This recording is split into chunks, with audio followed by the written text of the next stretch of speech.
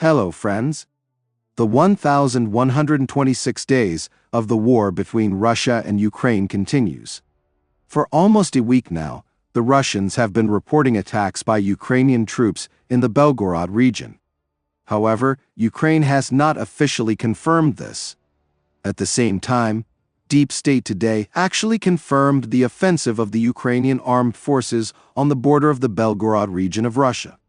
The Ukrainian Telegram channel published a map with a gray zone in the area of the village of Demidovka, for which fighting is underway. They are also ongoing in neighboring Popovka. Last week, footage of defeats of Ukrainian units in Demidovka and its environs began to appear. The enemy is trying to break through the border in the Sumy region near Basivka and Volodymyrivka in order to create a sanitary zone. Accordingly, the defense forces are acting symmetrically to prevent the initiative from going over to the enemy's side. This is how Deep State explains the transfer of hostilities to the territory of the Belgorod region.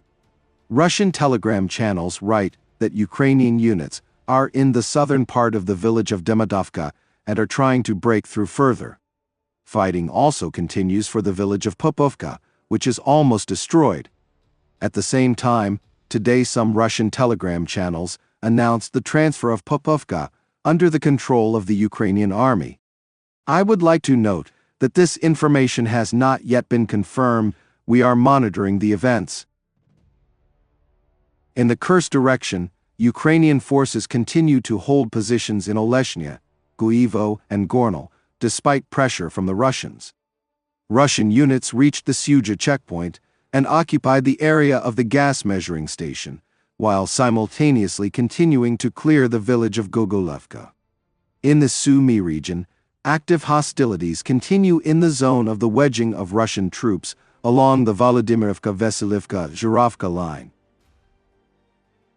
Near the Russian border on the western bank of the Oskil, to the north of Kupiansk, according to Deep State, the Russians advanced near Kamyanka and Tupoli. And the 3rd Assault Corps of the Armed Forces of Ukraine announced the liberation of the village of Nadia in the Luhansk region east of the city of Borova.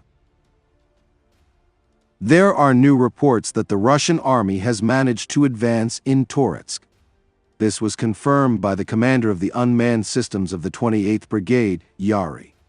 "We were forced to abandon some positions as they were destroyed," he said.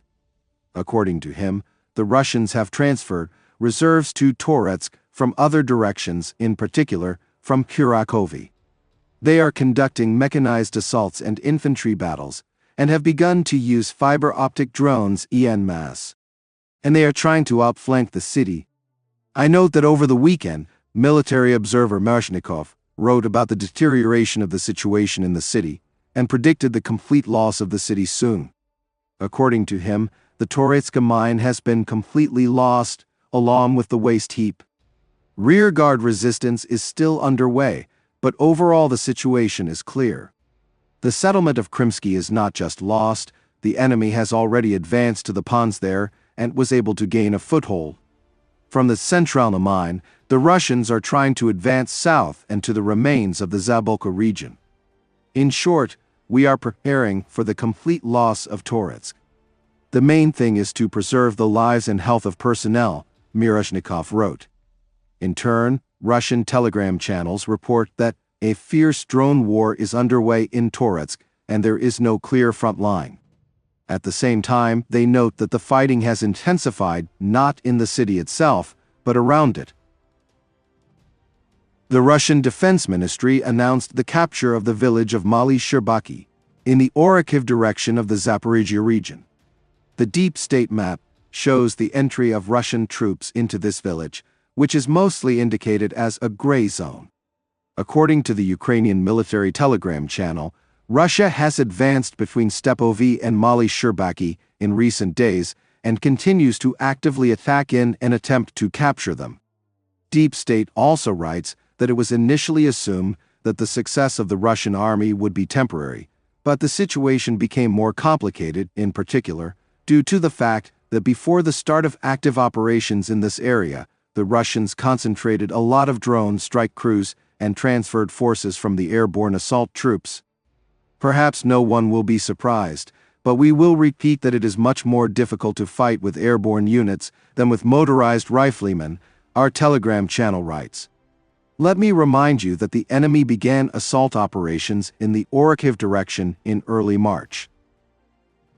Friends, this channel exists solely thanks to your support. If you have the opportunity and desire to support the channel, I will be very grateful to you. I also want to ask you to leave comments. This helps promote the channel. Thank you very much and see you in the next video.